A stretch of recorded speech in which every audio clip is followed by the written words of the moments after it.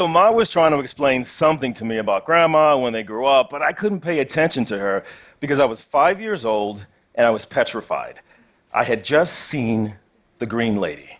Now, about a week earlier, I'd watched that movie Godzilla, the one about that huge lizard-like beast storming a major city, and the thought of a green monster coming from me was stuck in my mind. And yet there I was at the tip of Lower Manhattan with my mom, just staring at her. Her horns, her muscles, all of it just frightened me. And I didn't know whether she was a monster or a hero. So I decided to consult the Google of the day. Ma.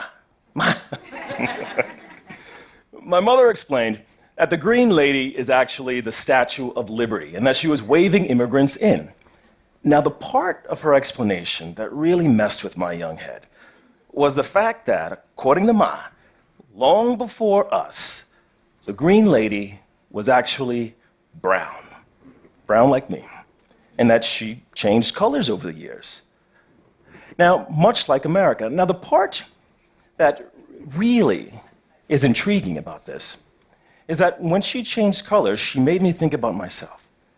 Now, it all made sense to me because as a first-generation American, I was surrounded by immigrants. In fact, within my immediate social circle of the people who support me, who enrich my life, at least two are foreign-born.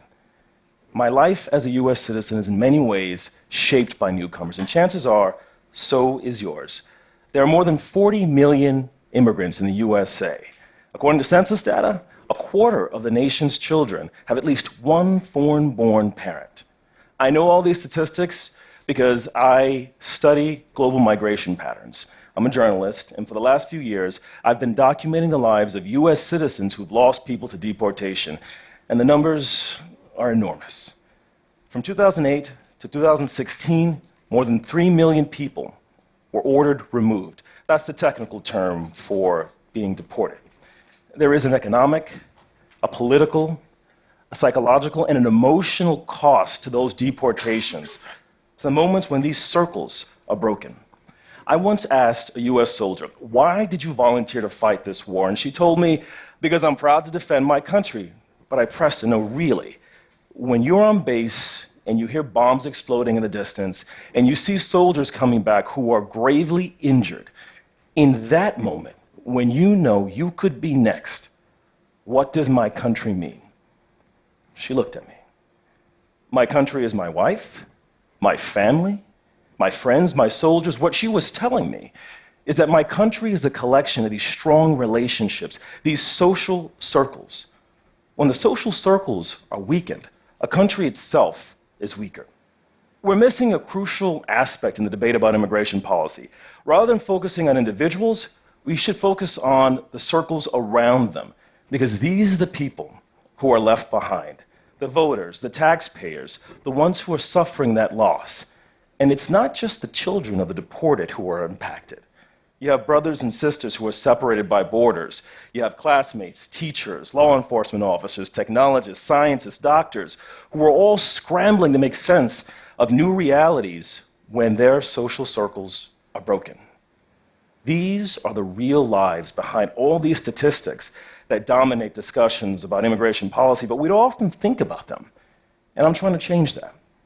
Here's just one of the real-life stories that I've collected, and it still haunts me.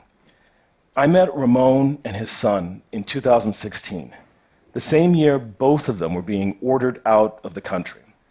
Ramon was being deported to Latin America, while his son, who was a sergeant in the US military, was being deployed. Deported, deployed. If you just looked at Ramon's case, it wouldn't be clear how deeply connected to the country he is. But consider his son, a US citizen defending a country that's banished his father. The social circle is what's key here. Here's another example that illustrates those critical bonds. A group of citizens in Philadelphia were concerned about their jobs because the legal owner of the restaurant where they worked was an undocumented immigrant, and immigration officials had picked him up. They rallied behind him. An immigration lawyer argued he was too important to the local community to be deported. At the hearing, they even submitted restaurant reviews. In the end, a judge exercised what's called judicial discretion and allowed him to stay in the country, but only because they considered the social circle. There are 23 million non-citizens in the USA, according to verifiable federal data. And that doesn't include the undocumented, because numbers for that population are at best a complex estimate. So let's just work with what we have. That's 23 million social circles, about 100 million individuals whose lives could be impacted by deportation, and the stress of it all is trickling down through the population. A 2017 poll by UCLA of LA County residents found that 30% of citizens in LA County are stressed about deportation, not because they themselves could be removed, but rather because members of their social circle were at risk. Now, I am not suggesting that no one should ever be deported. Don't confuse me with that. But what I am saying is that we need to look at the bigger picture.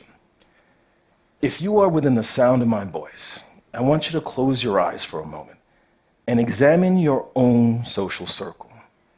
Who are your foreign-born? What would it feel like if the circle were broken? Share your story. I'm building a global archive of first-person accounts and linking them with mapping technology so that we can see exactly where these circles break. Because this is not just an American issue. There are 250 million migrants around the world, people living, loving, and learning in countries where they were not born. And in my career, in my life, I've been one of them. In China, in Africa, in Europe. And each time I become one of these foreigners, one of these strange-looking guys in a new land, I can't help but think back to that day when I was in Lower Manhattan with my mom, all those decades ago, when I was scared, and I had just spotted that green lady. And I guess the question that I keep on thinking about when I see her, and all the younger replicas of her that are so obviously brown, and even the paintings that showcase her in the beginning as not quite green. When I look at all of that, the question that my research seeks to answer becomes to me the same one that confounded me all those years ago. Is she a monster or a hero? Thank you.